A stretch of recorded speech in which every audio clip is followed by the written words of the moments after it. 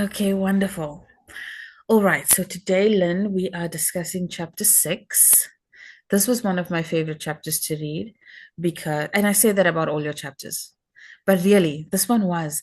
I enjoyed it so much because you were talking about things that I know, right? NDEs, and your fear of death and how that manifested in a lot of anxiety for you.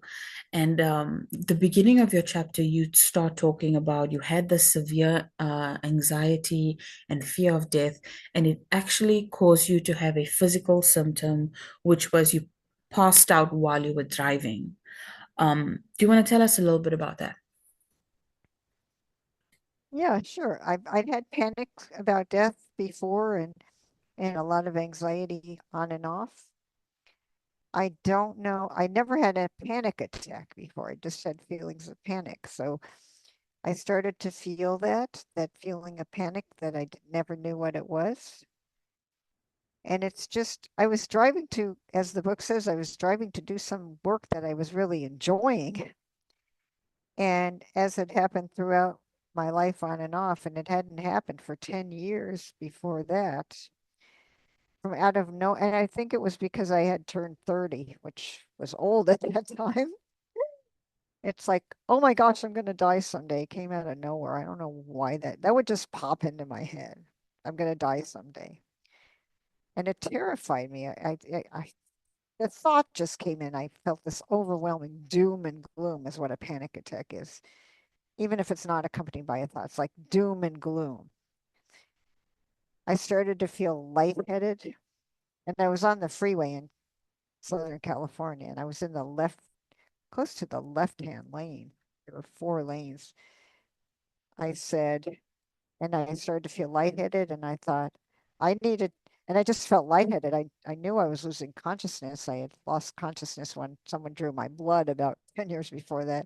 Said, I need to get off at the next exit. I'm getting off at that exit, which is right up the street. And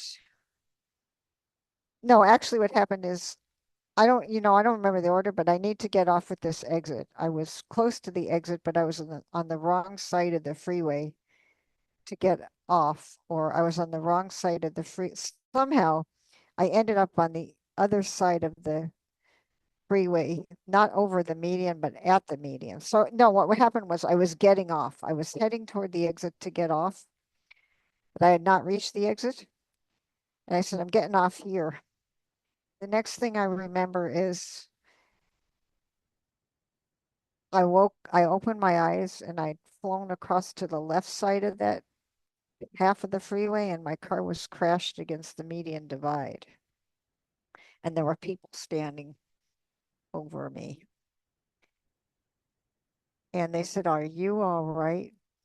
I don't know what happened. And it was all right. The car was done for. And it was equally surprising to me because it was rush hour traffic. It was like 8:30 in the morning. People were going to work. I didn't hit a single car and I was unhurt. The car was totaled. Basically, wasn't the front wasn't crushed in. It was damaged in a place where I wouldn't have been hurt, and no one was involved in that accident. They said, "Are you all right?" And I said, "I don't know what happened."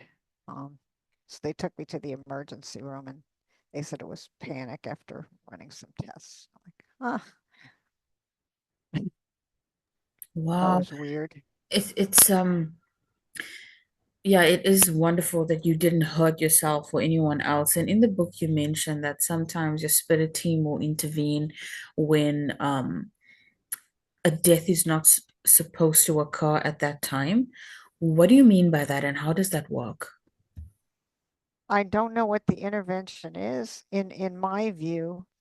Because people die, and I only thought about this like in the last few months it came to me. It's like, why me? People die in accidents like this every day, because, and I don't want to stand up and say I'm special. God saved me, and a billion people die in car accidents, how I really feel, and I'm not telling anybody what to think, but in my view, when I plan as a soul, I say, these are the points where the soul can exit the body and go back to spirit. These are the goals. And in my belief system, there's more than one. I don't know how many. And we have free will here on Earth too. So I have free will and others have free will. And I don't plan every single event.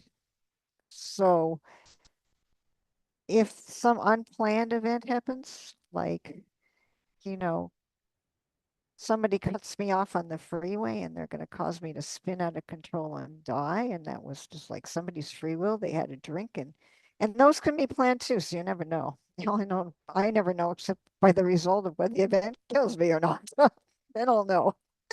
um, then there can I mean spirit can intervene and like save the earth from wars or whatever. You know, that's my opinion. There's there can be intervention because there are miracles for people all the time. You know, they're the only house not hit by a tornado. Like, why? Because that was not in their soul plan, you know? And it was not my soul plan to die in a car accident in 1986. I had accomplished nothing I came here for. Absolutely nothing I came here for. So there was some kind of intervention. And not only that, and I don't want to run out of time, that it had to also be in the plans of none of those souls that would have been hit by my car to, die in an accident that day. So there's all sorts of things going on. So that's, because I had said in the book very briefly that I almost could have been killed in a car accident 10 years before that with a bunch of people when we had this flying piece of plate glass, like fly right in for this huge things of plate glass on the freeway. And it just all of a sudden it's like either missed us by inches or there was no plate glass or something, but it was there. We could have all been killed. So, yeah. Yeah, I've seen and I mean I don't know what is real and what is not on the internet. With AI these days anything can be fake. Yeah. But I've seen like a few close calls where people are driving and they are inches away or seconds away from like a devastating incident that could implicate and hurt many Right. people. But then there's like this divine intervention. It could be Right. like a bird that just flies across and they have to suddenly just hit the brakes, or an animal could run across the street and then they just hit the brakes, or Yeah. whatever it may be, like something Mhm. so out of nowhere just happens to halt everything. And Right. if it is true, I'm not saying all the cases are fake, Yeah. but I would consider that to be some kind of divine intervention, similar to what happened with you, because like you say, in peak traffic, 8:30 in the morning, you passed out behind the wheel, you hit no one, you don't even hurt yourself. I mean, that is, I Yeah. think, a divine intervention for sure. Yeah, very briefly, I want to move on. So do you, but my therapist told me a story about this when I talked to her about that. Yeah. She said there was a situation that she was aware of, that three women were loading a car full of stuff and they were going back and forth and loading stuff. On like the last pile of stuff, they all three froze. They couldn't move out the door. And at the moment they would have loaded this stuff, a huge truck went flying by. Oh my goodness. Wow. I mean, yeah, if that's not divine intervention, I don't know what is. Wow. So after this incident happened, obviously your anxiety went through the roof. You were afraid that would have more panic attacks, that this would happen to you again, and you decided to join an anti-anxiety type group, but they kicked you out. Do you want to Well, tell two of me? them. Well, I Yeah, was the afraid to have more anti-anxiety group. panic attacks, but part Yeah, of me, like I said, wanted them because I wanted to be a victim. yeah, yeah. Yeah. That's pretty funny. And So and the what do you call it? Emotions Anonymous. I had no idea that existed before I I read it don't in know your if it book. does anymore. I first joined a behavioral program Yeah. and I so wanted to be a victim that they were saying it's behavioral. And I told them, no, it isn't. It's brain chemistry. It's going to be here forever. And they said, we don't want you in the group because you're upsetting other Negative, people. negative Nancy. And then 2 years later, I joined Emotions Anonymous because a friend had told me about 12-step program and I didn't know what they were. I thought they were pity parties. Yeah, and you I wanted a joined it. group to complain with. Yeah, and they talked about a higher power, and I said, "This is chemical. Higher powers are bullshit." And they said, "You can't come back." You are you are invited to no longer join us. Oh, they called me and said, "You are not going." I mean, who gets kicked out of a 12-step program? I'm probably the only one. Oh my God, that's so funny. That is so funny. It is Wow, pretty Lynn. funny in retrospect. Yeah. Got Yeah. to do I a mean, lot at to the get time I can imagine how you played the victim card after that. Like, Oh back yeah. then. Oh, that's funny. And Oh, it then was. shortly thereafter, you had this wonderful breakthrough, which was totally random because Well, it was it four was years later. triggered It took by a, another 4 years. Really sorry for myself, yeah, really. but I mean, it was triggered by a box of kittens. What happened? I spent 4 more years feeling sorry for myself and lying in bed and working sometimes and feeling sorry and wishing I had even more panic attacks because I wanted more attention. And I'll tell you what I believe about this after I tell you what happened, what I understand about this now, not at the time. I, we get, I love cats. I've always loved cats. I had cats since I was 10. Never had a dog. And we had cats at the time, a cat or two. We had a, we have a backyard, and the way the backyard is, for some reason, cats would like take it as their grounds to have kittens up in year after year after year after year. And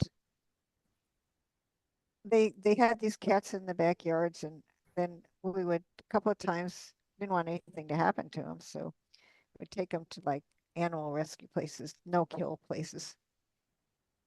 This time, and they'd be in the and so lots of times in the years past, they'd have these kittens, and the cats and kittens would get a little older, and then they were gone. Couldn't even catch them. This time, for whatever reason, I was driving home. I was like August of 1992, and 6 years after this accident, someone had actually left like 4 to 6 kittens in a little box on our plants by our driveway. And I just looked at these helpless little things and I picked them up and I started crying and crying and crying. I hadn't expressed emotions like that in it's a baby, and just felt so loving toward these helpless little things. And I'm like, something came to me and said, I'm tired of feeling like a victim. I'm tired of feeling. And I really need to knock it off, basically. Done with this. Turns out I wasn't quite done, but I need to knock off this victim stuff. This is enough. And then it was like, I need to go look at the 12-step programs again. And now in retrospect, it's like, I know for me, and I'm speaking for me, that all along the way of these twists and turns, like my guides laid breadcrumbs, like, you're going right, let's go left here. You're going backwards, let's go forward. But again, my free will, it's not going to be like a signpost. You gotta turn around. It's going to be breadcrumbs, and this was one of them. Like, isn't it about time to like do what you plan came here to do? But they're very subtle, Yeah. and they'll either come and I'll pick up on them, or I'll like miss them.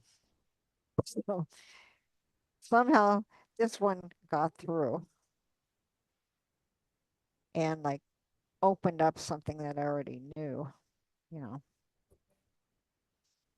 Yeah, I was just gonna say there were so many other opportunities, but this one did it for you.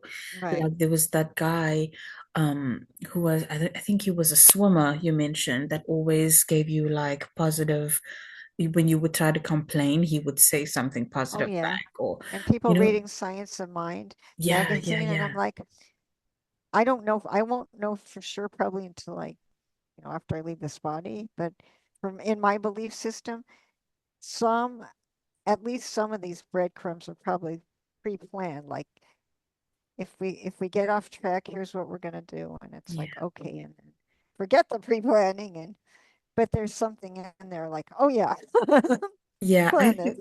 I think the box of kittens was the big guns.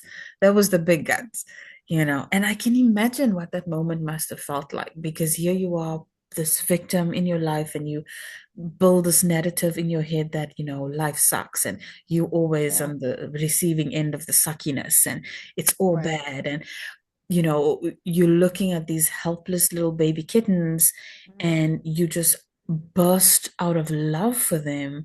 And right, I feel like that moment where you just allowed yourself to be so open that that unconditional love could reach you and fill you right, and just like pour out of you, mhm, that moment was all you needed to literally right, change your life.